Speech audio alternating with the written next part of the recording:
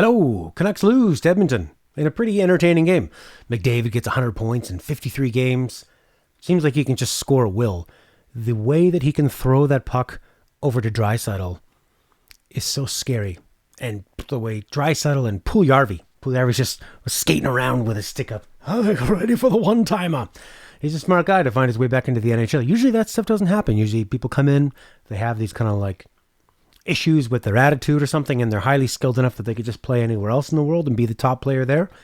Good on Puljujarvi to come back and recognize that he had an amazing situation, and now they've added this guy who is a top six, a guy you can count on scoring all the time. I mean, what team wouldn't want that? McDavid scored immediately in this game. A wrist shot deflects off Edler's leg, goes through Demko's 5-hole. Starts it off. It was a really choppy first. The Oilers outshot the Canucks 12-5. I thought Graovac had such a good game. He was playing great defense in the first period. Highmore started with a chance on the top line. They put Ling down there in the McEwen spot because of that bullshit suspension on McEwen. Highmore looked a little bit overexcited to be in the offensive zone with those guys. There was one point where he sort of fired a hard pass back to the defense, and it was just like, dude, you gotta soften those passes up. They lost their offensive possession because of it, and I think he found himself off that line. I can see why Green wanted to give him a reward because he's been pretty good.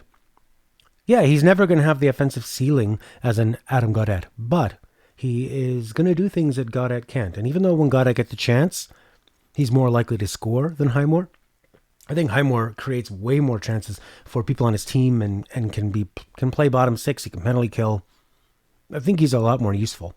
Although, if Gaudette goes out there and starts scoring 40 to 50 points a year in Chicago, then you might want to blame Green and Green's system and not having Gaudette work. Or maybe there's just players who work in some systems and not in other ones.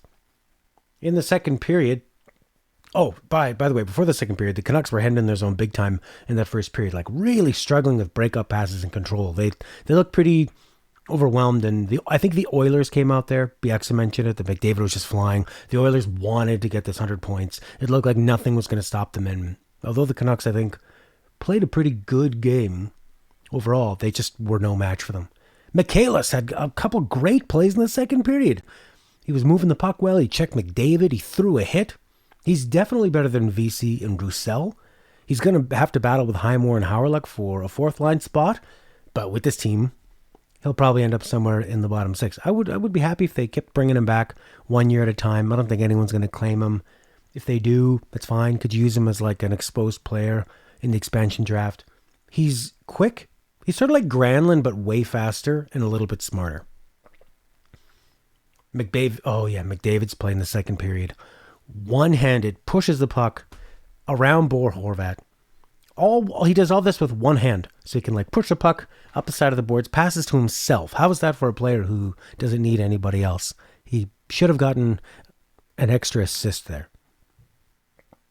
One-handed pass there, draws attention from everybody, and then a perfect no-look pass to Puljujarvi, the one-timer machine.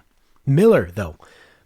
JT Miller, the expert of cross-ice passes, getting picked off because he's made so many and studied them, but it all led up to this moment of actually picking off another team's cross-ice pass. He steals it, rushes in on the breakaway. What a beautiful fake shot in this long deke, wrapping it around the toe of the pad. McDavid couldn't do that on a penalty shot, so JT Miller is better than McDavid. The Canucks needed somebody to execute, and Miller didn't blow the chance. Earlier on, after the Hughes goal got called back, which was a really nice shot by Hughes, and it's nice to see Hughes shoot more. It seems like he's always looking for that perfect pass. It's like he won't shoot unless it's a fake pass or a one-timer. And that's going to help you. That's going to help you score, obviously, but sometimes you just need to shoot. I mean, you can look for that perfect play, and if it's going to leave the zone without you getting a shot, well, that's not really all that great, is it? So after the Hughes goal was called back, it felt like the Canucks were at the risk of feeling deflated and losing that momentum that the goal gave them.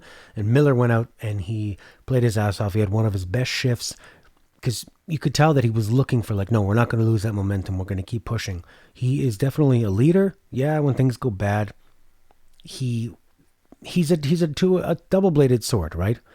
He wears the emotion on his sleeve.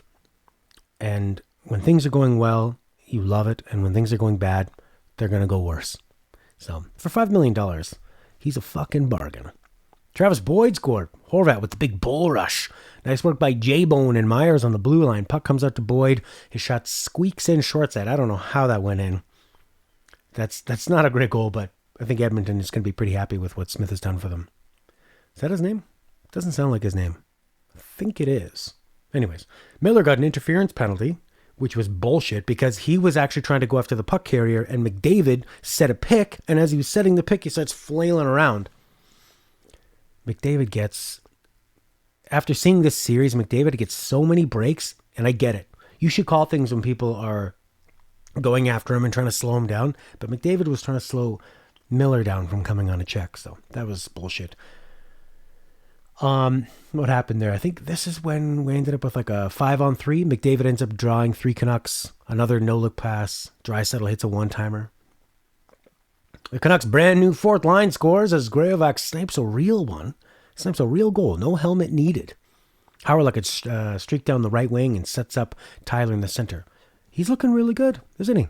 You know, somebody posted some interesting stats that I think over his like 73 professional NHL games, he has something like 10 goals. A fourth line center on the Canucks that could get 10 goals, you will take that. He doesn't make stupid plays. He's pretty big, 6'5". He had some nice defensive plays, good poke checks.